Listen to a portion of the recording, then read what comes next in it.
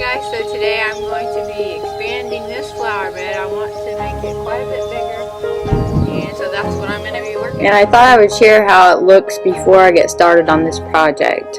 Over here I have a fireworks fountain grass that I planted this year, and I'm excited about that. I have a climbing rose, white veronica, daylilies, iris.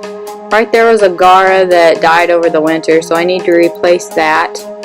And I have hollyhocks and sunflowers and a few zinnias started back here, and then up front I have salvia, dianthus, and coreopsis.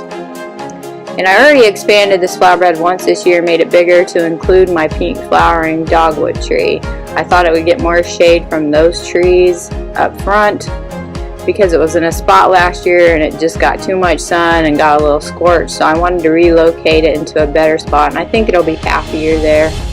And I want to make this flower bed quite a bit bigger and include my blue spruce that is over here.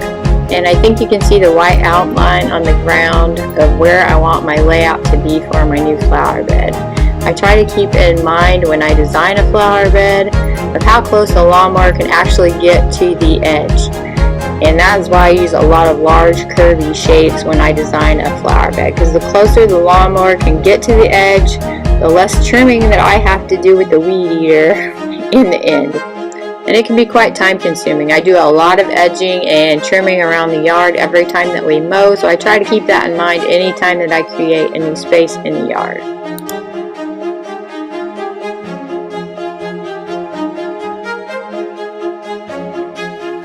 So I have my edge cut out, and I'm happy with the design. I will probably pop a picture in here to show you what the layout will look like when it's done. And now I'm just going to continue getting the grass and weeds out. The shape might look a little odd, but I do have a plan for this entire area, and it will make sense in the end, and I can always touch a shape up as I go along.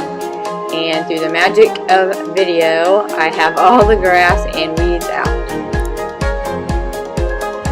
Several days later, I was able to get back to this project. I didn't have the mulch on hand the day that I dug out all the weeds and grass, so I wasn't able to finish it that day. And then we had several days of rain, so it just took a while to get back to this project. I did relocate one rose bush into this flower bed, and I am hoping it does well in this area. And then it was time for mulch. And have I mentioned how much I really like my wagon? It is so handy for these kind of projects.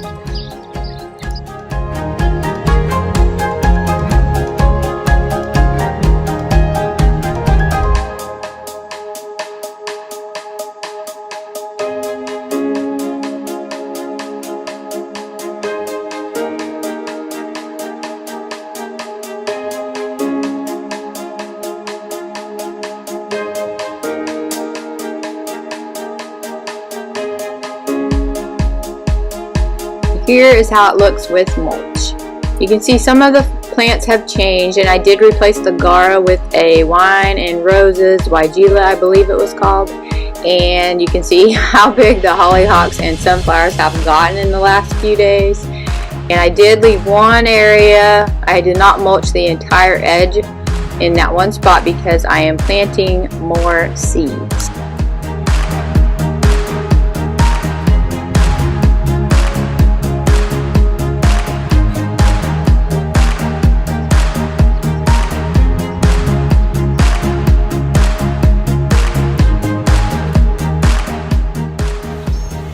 So I was editing the video and realized I did not do an ending for this video. So I'm doing it now, and I thought I'd share a little bit more on my thought process of this flower bed and what my plans are for the future.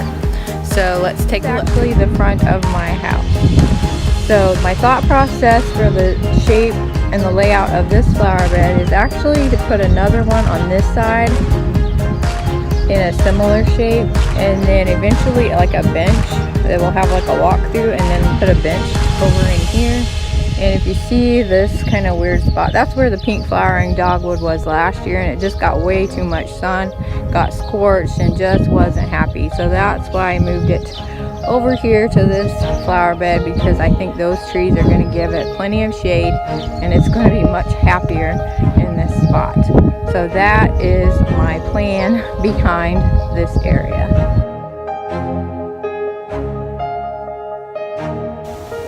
I hope you enjoyed the video and thanks for watching.